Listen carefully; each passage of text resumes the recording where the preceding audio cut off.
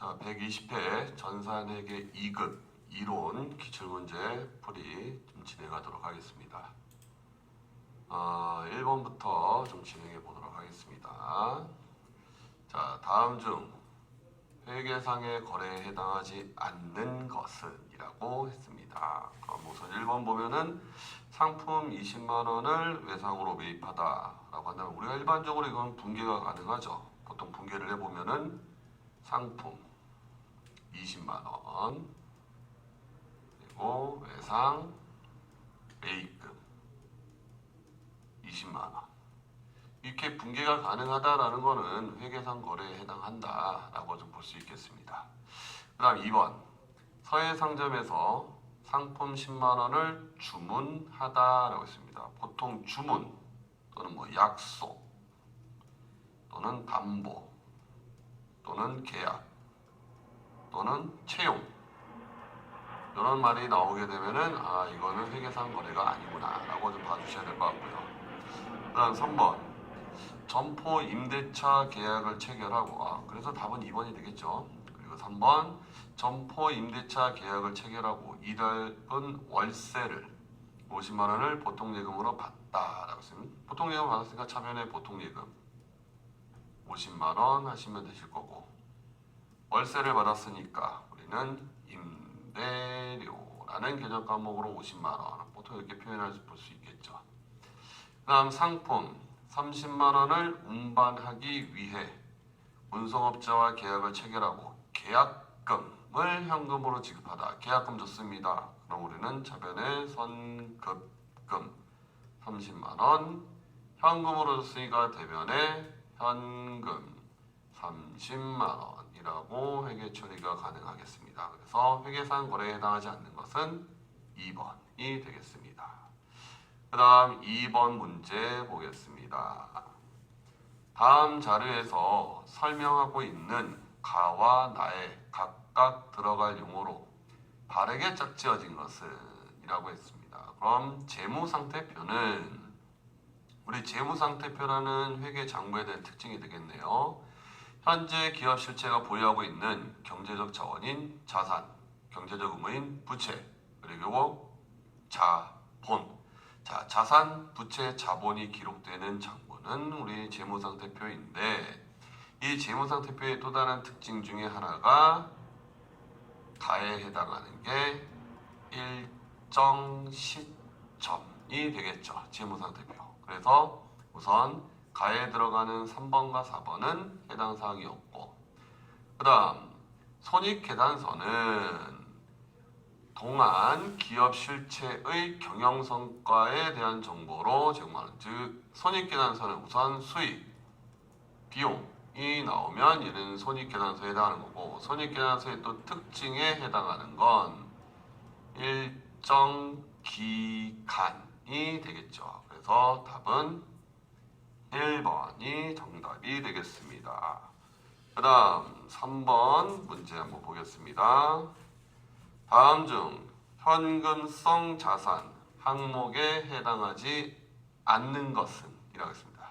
현금 및 현금성 자산이라고 하면 우선 계정 과목으로 현금, 당좌예금, 그리고 보통예금 요 세 개 계정 과목은 우선 바로 떠올리셔야 될 것 같고 그럼 보통예금도 현금성 자산에 해당하고 당좌예금도 현금성 자산에 해당하고 자기하수표는 우리가 이 자기하수표는 계정 과목을 현금이라는 계정 과목을 사용하게 되죠. 그래서 답은 3번에 해당하는 건데 3번 즉 3번에 대한 내용을 조금 더 살펴본다면 이 현금성 자산 현금 및 현금성 자산의 요건 또는 특징이라고 해서 우리 세 가지가 있었어요. 첫 번째가 큰 거래 비용 없이 현금으로 전환이 용이해야 된다.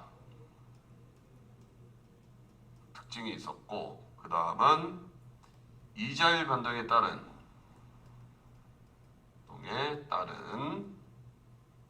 가치 변동 위험이 적을 것.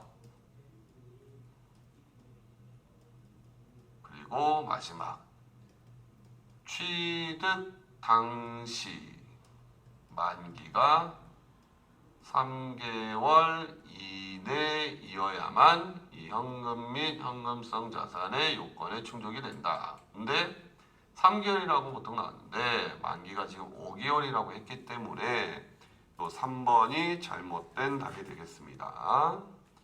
그 다음 4번 한번 보도록 하겠습니다. 다음에 순천상사의 거래를 분기할 경우 가와 나에 들어갈 계정 과목으로 올바르게 짝지어진 것은, 자, 올바른 거를 고르래요. 그럼 순천상사는 매입처에서 컴퓨터 10대 한 대에 80만 원짜리를 800만 원에 매입하고 당사 발행 약속 어음을 지급하다. 우리 회사에서 어음을 지급해줬습니다. 그런데 10대를 매입했는데 5대는 판매용이래요. 즉, 이 5대 판매용에 해당하는 건 상품이라는 개념 과목을 사용하게 되는 거고, 나머지 5대는 업무용으로 쓰겠대요. 그러면 비품이라는 개념 과목을 사용하게 되겠죠. 그러면 이 상품이라고 개념 과목을 사용하게 되면 우리 회사가 어음을 지급해 줬을 경우 이 가에 들어가는 거는 지급어음이라는 개정 과목을 사용하게 됩니다. 즉, 일반적인 상거래에 해당하는 경우는 지급어음이라는 개정 과목을 사용하게 되고, 우리 5대는 업무용으로 사용하게 된다. 그럼 이 업무용으로 사용하는 건 일반적인 상거래 이외에 해당하는 거래로, 이때는 우리 회사가 어음을 지급해줬어도 지급어음이 아니라 미지급금이라는 개정 과목을 사용하게 됩니다. 그래서 답은 2번이 정답이 되겠습니다. 그 다음 5번. 무한상사는 상품을 수입하여 직접 판매 및 수탁자를 통한 위탁 판매를 하고 있다. 위탁 판매를 하고 있대요, 무한상사는. 그럼 무한상사가 상품을 수입해서 직접 판매 및 수탁자를 하고 있으니까 무한상사는 위탁자가 되겠습니다. 그리고 재고자산 관련 현황이 아래와 같을 때 기말 재고자산 가액은 얼마냐, 즉 기말 재고자산이 얼마냐라고 묻고 있습니다. 그럼 무한상사, 창고에 보관 중인 상품은 당연히 무한상사 거니까 기말 재고자산에 포함이 되어야 하는 것이고, 그 다음 수탁자가 보관 중인 무한상사의 상품, 즉 수탁자가 판매하지 못하고 가지고 있는, 보유하고 있는, 보관하고 있는 상품은 역시 위탁자 거, 무한상사의 자산에 포함이 되어야 되겠죠. 그 다음 세 번째, 선적지 인도 조건에 따라 매입하여 운송 중인. 자, 조건이 나왔어요. 선적지 인도 조건이라는 말과 매입이라는 말과 운송 중이라고 나오면 이 미착 상품도 역시 무한 상사의 자산에 포함되셔야 되는 거. 그래서 답은 35만 원, 4번이 되겠습니다. 그 다음 6번 문제 보겠습니다. 다음의 거래 내역을 보고 대구 상점 입장에서 분개를 할 경우 차변의 개정 과목으로 오르는 것은, 자, 대구 상점의 입장에서 좀 생각을 하셔야 될 거고, 우리 회사는 대구 상점이다 라고 생각하셔야 될 것 같고, 차변에 해당하는 개정 과목을 좀 오른 것은, 그럼 보면 서울 상점은 대구 상점으로부터 상품을 매입하고, 자, 이 말은 지금 서울 상점의 입장에서는 상품을 매입했으니까 차변의 상품 20만원 이런 분개가 될 것이고, 대금은 당좌 수표를 발행했대요. 그럼 대변에 당좌 예금이라는 개정 과목으로 회계 처리가 이루어지겠지만, 문제에서는 지금 서울 상점이 아니라 대구 상점의 입장에서 보고 있으니까 대구 상점의 입장에서는 무엇을 받았냐? 서울 상점이 발행한 당좌 수표를 받았으니까 대구 상점의 입장에서는 타사가 발행한 당좌 수표를 받았으니까 현금으로 회계 처리를 하시게 될 거예요. 그래서 답은 1번 현금으로 회계 처리가 들어가셔야 되겠습니다. 그 다음 7번 문제. 다음 중 괄호 안에 들어갈 감가상각 방법으로 옳은 것은?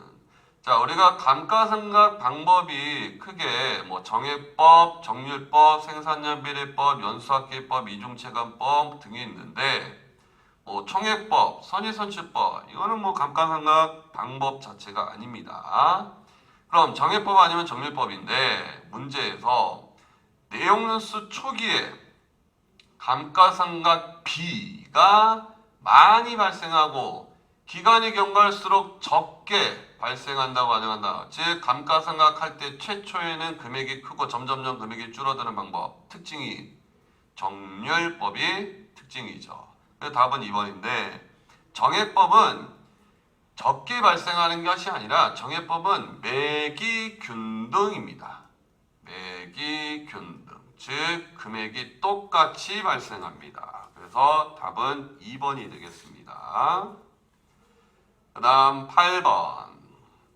다음 중 자산에 대한 설명으로 옳지 않은 것, 틀린 것, 자산이 아닌 것.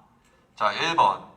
미래 경제적 효익에 유입이 예상되는 것을 자산이라고 한다. 맞는 말이죠. 2번. 재고자산과 유형자산은 비유동자산에 해당한다. 자, 우리 재고자산. 재고자산은 유동자산입니다. 유동자산의 당좌자산과 재고자산 이렇게 구분을 하게 되죠. 그래서 답은 2번. 재고자산은 비유동이 아니라 유동입니다. 그리고 자산은 유동자산과 비유동자산으로 구분한다. 맞는 말이고 선급금, 미수금, 비품, 계정과목은 당연히 자산에 해당한다. 다 자산에 해당하는 내용이 되겠죠. 그 다음 9번. 다음 외상 매입금 계정의 자료를 보고 외상 매입금은 부채입니다. 부채. 단기 외상 매입액, 단기에 외상으로 매입한 금액을 계산하면 문제에서 묻고 있는 게 요걸 묻고 있네. 요거 단기 외상 매입액, 외상으로 매입한 거.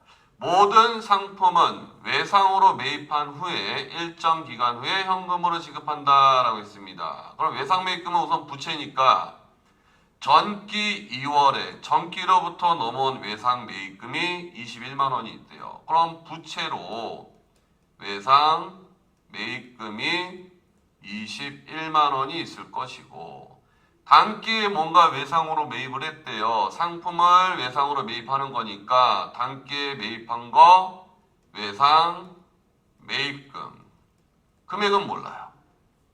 그 다음 단기에 현금으로 지급했대요. 즉 외상 매입금 현금으로 지급한 거니까 외상 매입금 부채가 감소해야 되겠죠. 그러니까 차변에 외상 매입금 31만 원. 그리고 차기 2월에 즉 외상 매입금 다음 연도로 넘어가는 즉 남아있는 외상 매입금 잔액이 23만 원이라는 거죠. 그럼 이렇게만 놓고 계산해 봤을 때 두 개를 더해서 31만 원을 빼주면 외상 매입금 요 잔액이 23만 원이 나오면 되는 거. 그럼 21만 원 더하기 물음표 마이너스 31만 원은 23만 원. 이렇게 놓고 계산을 하게 되면은 외상 매입금은 단기에 매입한 거는 33만 원이 나와야 되겠죠.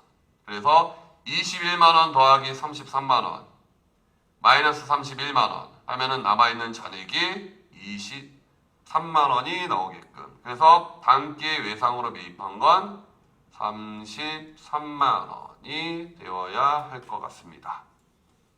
그 다음 10번 문제 보겠습니다. 다음 거래 내용을 보고 결합 관계를 적절하게 나타낸 것은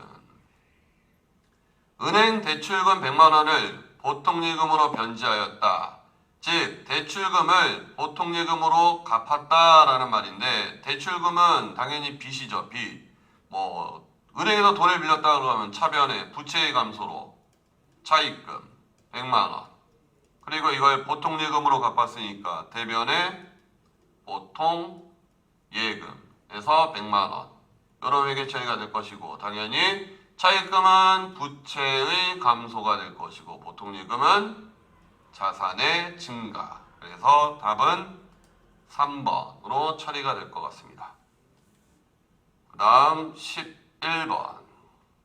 다음의 계정 과목 중에 재무상태표에서 볼 수 있는 계정 과목을 올리면 재무상태표에는 기본적으로 자산, 부채, 자본에 해당하는 계정 과목이 기록되는 것이고 재무상태표 말고 손익계산서에 작성되는 계정 과목은 비용 또는 수익이 작성이 되겠습니다. 그럼 상품 매출원가 비용입니다. 수선비 비용, 선수금은 부채. 그래서 답은 3번이 선수금이 되겠습니다. 그 다음 12번. 다음 중 괄호 안에 들어갈 내용으로 옳은 것은? 자, 개인이 기업을 설립하여 출자한 자금을, 즉 기업을 설립했대요. 사업 시작하는 겁니다. 시작하면서 출자한 거, 가지고 시작하는 거.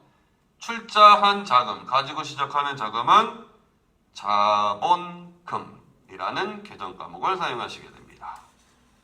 그 다음 13번. 각 회사는 상품 매출 원가에 20% 이익을 가산하여 판매하고 있다. 단기 상품 매출액은 4,800만 원이다. 단기의 매출 총이익은 얼마인가? 자, 이 문제는 좀 손익계산서 계산식이나 손익계산서 계산 구조를 조금 숙지하고 계셔야 되는데 기본적으로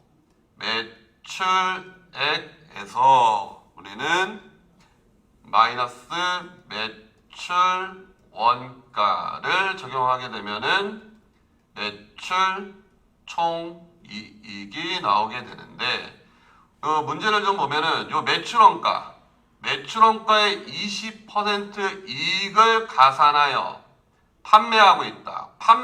이 판매하는 판매 금액은 요 매출액에 해당하는 거. 즉, 요 매출 원가를 100%다 놓고 본다면 이 원가에서 20% 이익을 가산해서 판매하고 있다. 그럼 매출액은 120%에 해당하는 금액이다. 그럼 매출총이익은 당연히 20%에 해당하는 금액이 나오겠죠. 문제에서는 지금 매출총 이익을 구하라고 했으니까 요 금액이 얼마냐 요걸 좀 구하셔야 되는데 문제에서 매출액이 4,800만 원이다 했으니까 요 매출액이 4,800만 원. 이 4,800만 원은 120%에 해당하는 금액이 되겠습니다. 그럼 매출 원가가 얼마가 나오게 되냐? 이것도 계산하면 되겠지만 우리는 그냥 빠르게 매출 총이익만 구하시면 되는 거잖아요. 그러니까 4,800만 원에서 나누기 120 하신 다음에 곱하기 20을 해버리게 되면 800만 원이 계산이 되고 이 매출 총이익은 800만 원에 해당하는 금액이 되겠습니다. 그래서 답은 8번. 그런데 13번 문제는 간단하게 손익계산서 계산식을 조금 이해를 하셔야 되는 부분도 있고 요 매출 원가의 20% 이익을 가산해서 판매한다. 요 말의 뜻도 조금 이해를 해 주셔야 되겠죠. 그 다음 14번. 다음 중 판매비와 관리비 항목에 해당하는 계정 과목으로 옳은 것은, 즉 판매비와 관리비에 해당하는 계정 과목은 이라고 했습니다. 자, 복리후생비 판매비와 관리비 맞습니다. 선급비용은 우리 자산입니다. 이자비용 영업의 비용에 해당합니다. 잡손실 역시 영업의 비용에 해당합니다. 그래서 답은 1번 복리후생비가 판매비와 관리비에 해당하는 계정 과목이 되겠고요. 그 다음 15번. 다음 중 영업 외 비용으로 계상되는 거래로 옳은 것은, 즉 영업의 비용에 해당하는 거. 자, 교회 헌금으로 50만 원을 지급했다. 교회 헌금 줬습니다. 그럼 기부금 우리 기부금 영업의 비용 궤적 과목 맞고요. 2번 영업부 직원에게 급여를 지급했다. 그럼 급여라는 궤적 과목 사용하게 되겠지만 이 급여라는 궤적 과목은 판매비와 관리비에 해당하는 궤적 과목입니다. 판관비. 그 다음 3번 상품의 외상 매출액 3만원 대손 확정되었다. 얘는 대손 상각비. 그래서 얘도 판관비. 그 다음 거래처 선물. 얘는 기업 업무 추진비. 그래서 얘도 판관비. 자, 기부금. 요 기부금이 영업 외 비용에 해당하는 개정 과목이라 답은 1번이 되겠습니다. 자, 여기까지 120회 전산회계 2급 기출문제 이론 풀이를 좀 마무리하도록 하겠습니다. 수고하셨습니다.